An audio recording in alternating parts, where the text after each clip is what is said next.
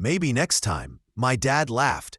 After skipping my wedding, I had covered everything so my parents could be there. Flights, hotel rooms, even their outfits. I wanted no excuses. But on the day that was supposed to be the happiest of my life, not a single one of them showed up. When I called, my father's voice came through the phone, casual and amused.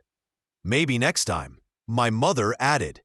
We couldn't miss your sister's brother-in-law's poetry reading. It was important to him. I didn't argue. I just went quiet and started writing. People say your wedding day is meant to be a perfect blend of flowers, laughter, and love. That's how I imagined mine when I started planning.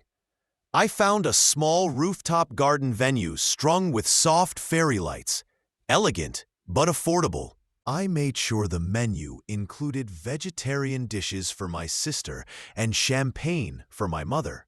I even moved the date and location closer to home so my family could attend without difficulty. When they said they couldn't afford it, I believed them. Naturally, I offered to help. When they still hesitated, I covered everything: flights, hotels, even clothing. I even paid for my sister's husband so she wouldn't have to fly alone. I told myself it was worth it. That family always shows up when it matters. I didn't realize that showing up meant something completely different to them. On my wedding morning, I woke up early. My best friend, the one I used to trade Pokemon cards with as a kid, texted me to say he and his partner had arrived. They paid for their own tickets, booked their own hotel, and came just to support me. No drama, no excuses. Meanwhile, I was glued to the airline tracker, waiting for updates on my parents' flight. Landed on time. I smiled. I assumed they'd be arriving any minute. In the dressing room, I kept glancing out the window like a nervous teenager waiting for a date. The officiant arrived at 3 o'clock, cheerful and professional. Are we ready? He asked. Just a few more minutes, I said, forcing a calm tone. They might be stuck in traffic. I called, straight to voicemail. Again, no answer. My makeup artist finished her work. The photographer took soft photos of my bouquet by the window. I smiled for pictures that didn't feel right. My phone stayed silent. At 3:30, my best friend knocked gently. They're asking if you want to start. My dad was supposed to walk me down the aisle, I said quietly. He just nodded, pretending not to notice my shaking hands. Finally, at 3:37, my phone rang. My mom's name flashed on the screen. I answered instantly. Hi, sweetie, she said lightly. Sorry we couldn't make it. I blinked, confused. What? Why? She laughed softly, like I was being unreasonable. Your sister's brother-in-law had a poetry reading. She didn't want to go alone. We had to support her. You know how family is. Behind her, I heard my dad chuckling. Maybe next time. And just like that, I realized they had chosen a poetry reading, not even my sister's, but her husband's brother's, over my wedding. They hadn't called to tell me. They just let me wait, worry, and believe they were on their way. I had rearranged my entire wedding for them, paid for everything, and it still wasn't enough. At 3:45, I put the phone down and took a deep breath. Would you? I asked softly. Walk me down. He smiled without hesitation. Of course. So I walked arm in arm with the same boy who once built tree forts with me, and sewed a Barbie dress when my sister refused to help. The ceremony went on. The vows were said. The rings were exchanged. Everyone cheered. I smiled through it all until my cheeks ached.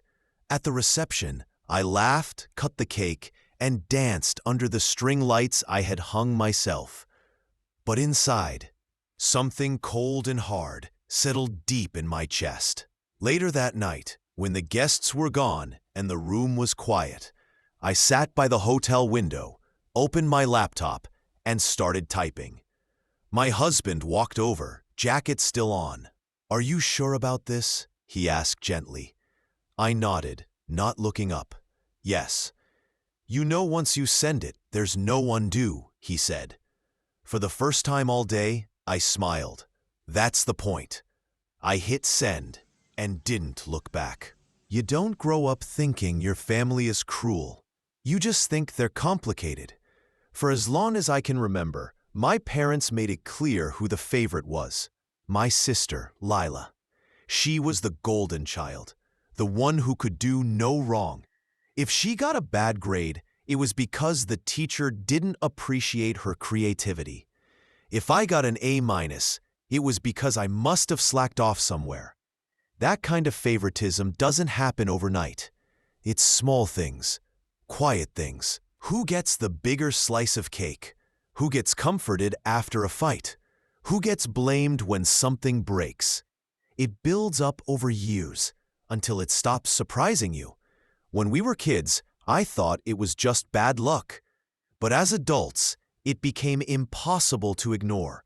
Lila could quit jobs, borrow money, crash cars. My parents would rush to her side, ready with excuses.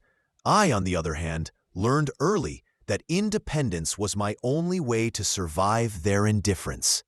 When I bought my first car, I paid for it in full. No congratulations. No, we're proud of you. My mom just said, "Don't brag about it, you'll make your sister feel bad." That line, "You'll make your sister feel bad," became the theme of my entire upbringing.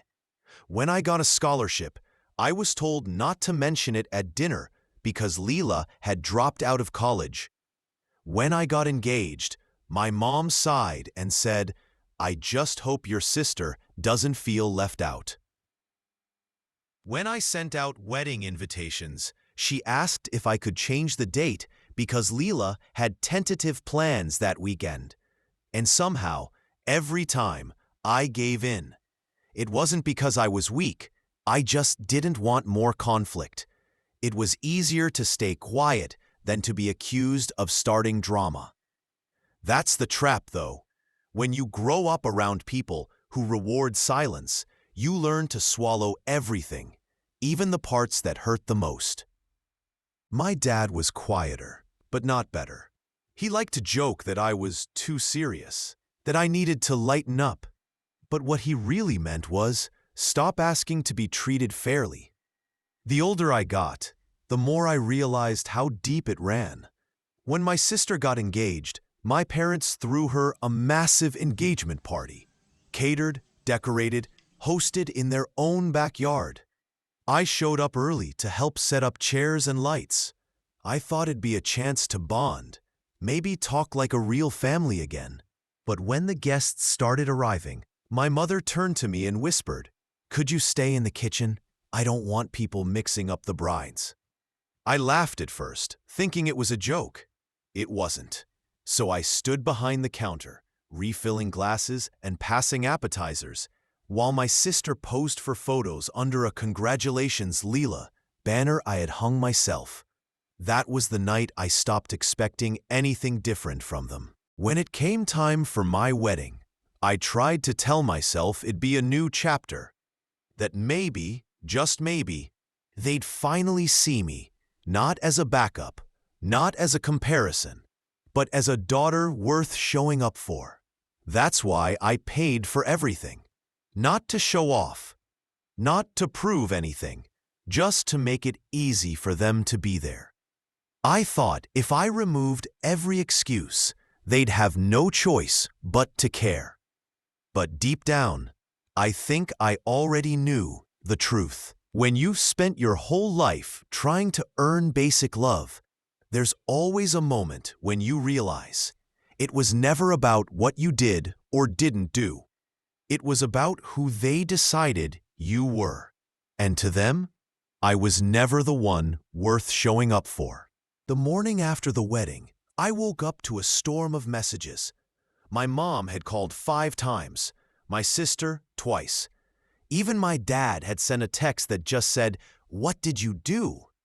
Apparently, what I did was send the truth. The email I wrote the night of my wedding wasn't angry. It wasn't even long. I just laid everything out. Every sacrifice, every moment they ignored me, every time they chose someone else. I told them how it felt to be treated like an afterthought my entire life. Then I ended it with one sentence. You didn't lose a daughter, you just never wanted one. And I copied everyone who needed to see it. Family, friends, even a few relatives who always asked why my parents never came around. It wasn't revenge, it was release. At first, I expected silence, but within hours, the replies started coming in. My aunt wrote, "I always wondered why they treat..." And my parents? They exploded. My mom called me sobbing, not because she felt guilty, but because she was embarrassed. "How could you humiliate us like this?" she cried. "What will people think?" I stayed calm. I'd already cried enough for them. "I don't care what people think," I said quietly. "I care what you did." She kept talking, accusing me of ruining the family name. She should have cried the day she chose a poetry reading over my wedding. Then I blocked her.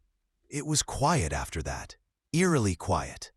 For the first time in years, my phone wasn't buzzing with demands, guilt trips, or fake check-ins. Just silence. And it was peaceful.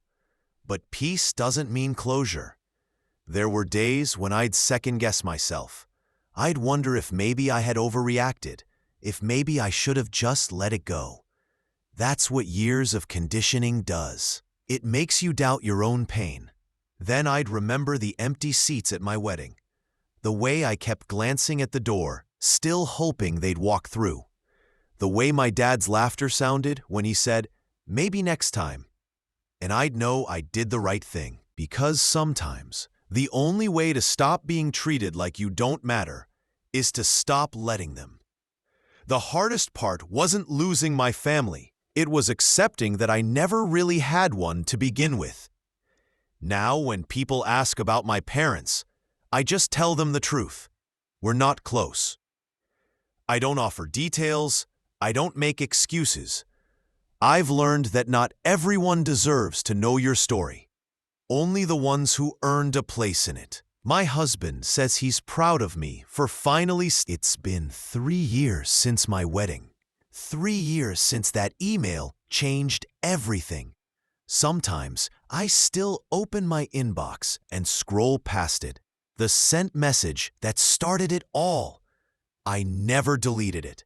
It's a reminder, not of anger, but of a choice. A choice to stop begging for love that was never going to come. For a long time, I thought family meant obligation, that you had to keep forgiving, keep understanding, keep giving chances until there were... I live in a small house by the coast with my husband and our dog Luna. Mornings are quiet. We drink coffee by the window and watch the fog roll in. Sometimes I still catch myself thinking, Mom would love this view. And then I remember, she had the chance to see it.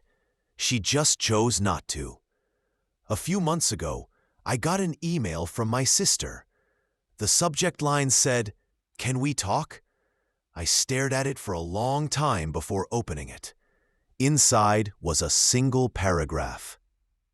She said our parents weren't doing well, that Mom had been talking about me a lot lately, that maybe it was time to move on.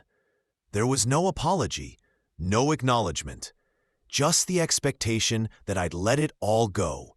Like always, for the first time in my life, I didn't respond out of guilt. I didn't respond at all. Instead, I went for a walk with my husband. The air smelled like rain, and the tide was low. I told him about the message, and he just said, "You don't owe them peace if they never gave you any." And that sentence stuck with me. People talk a lot about forgiveness, like it's something you owe others to prove you're healed. But I think sometimes forgiveness just means accepting the past without inviting it back in. I don't hate my family. I don't even wish them harm. I just don't want to keep setting myself on fire to keep them warm. The version of me who wrote that email was terrified, shaking, heartbroken, but finally brave. And every good thing in my life since then has come from that single act of courage. I learned that family isn't who shares your blood. It's who shows up when it matters. It's the friend who held your hand down the aisle, the partner who sees you clearly and stays anyway, the people who make you feel safe when the ones who should have didn't. Sometimes, walking away isn't losing. It's choosing yourself for the first time. So when I look back now, I don't see the empty chairs at my wedding anymore. I see the faces of the people who were there, the ones who clapped, cheered, and stayed till the last song played. And I think that's what healing really looks like. Not forgetting what happened, but finally knowing it wasn't your fault. My story doesn't end with reconciliation or apology. It ends with peace. And honestly, that's enough.